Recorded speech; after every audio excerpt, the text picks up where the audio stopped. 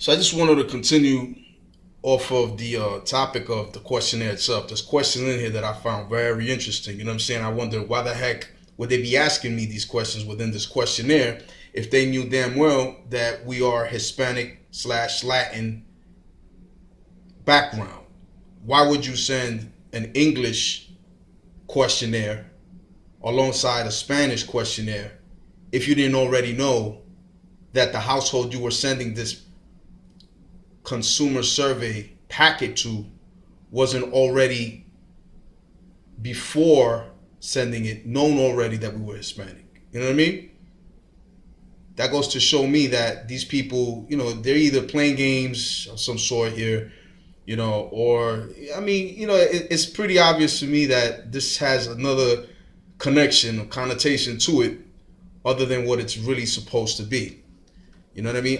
So I'm going to go straight to the question so you guys can see what I'm talking about in regards to the question, all right? So, number 18, right?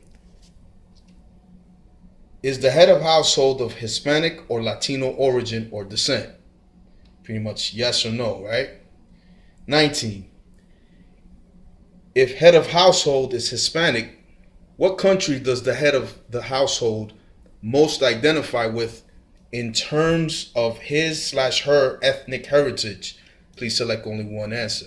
Now here we got Argentina, Bolivia, Brazil, Chile, Colombia, Costa Rica, Cuba, Dominican Republic, Ecuador, El Salvador, Guatemala, Honduras, Mexico, Nicaragua, Panama, Paraguay, Peru, Puerto Rico, Spain, United States, Uruguay, Venezuela, don't know, right?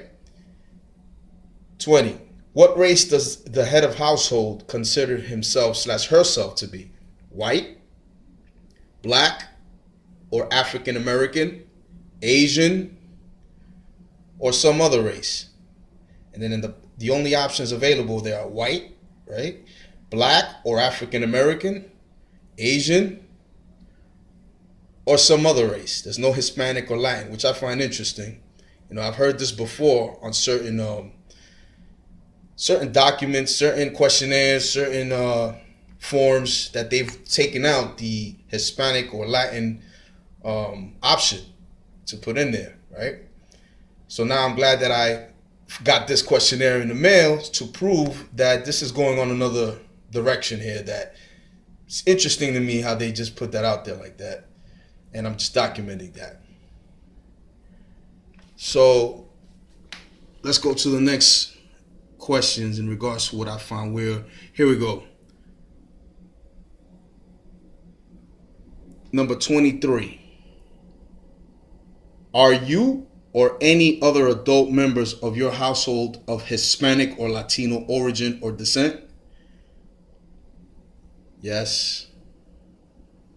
No. Don't know.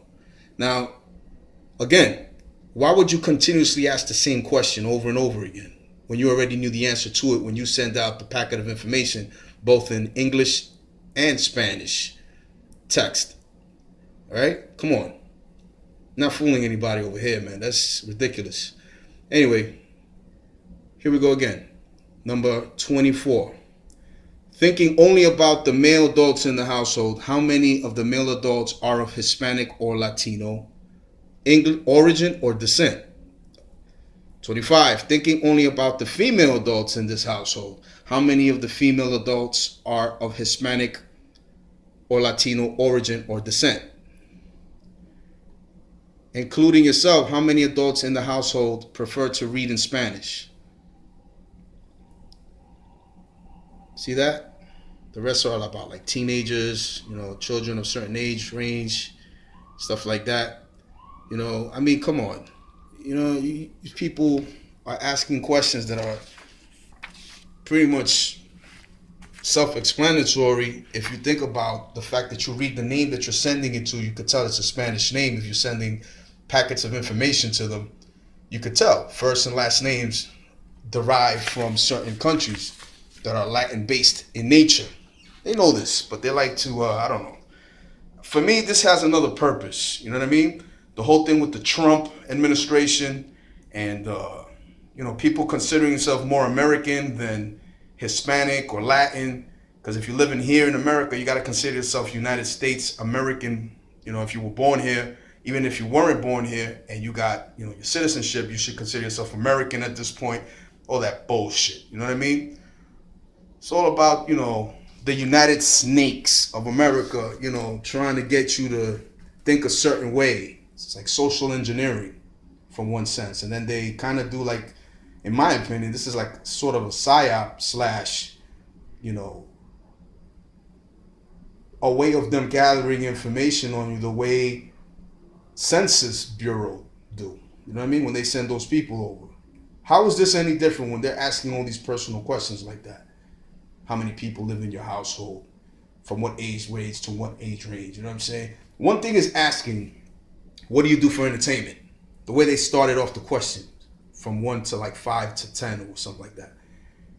And they're asking you basic questions like, what do you do for entertainment? Do you watch TV? Do you play video games? Do you go online, use the internet? Do you watch television? What is it that you do? You know what I'm saying? Like that sort of thing is understandable that you put in a questionnaire.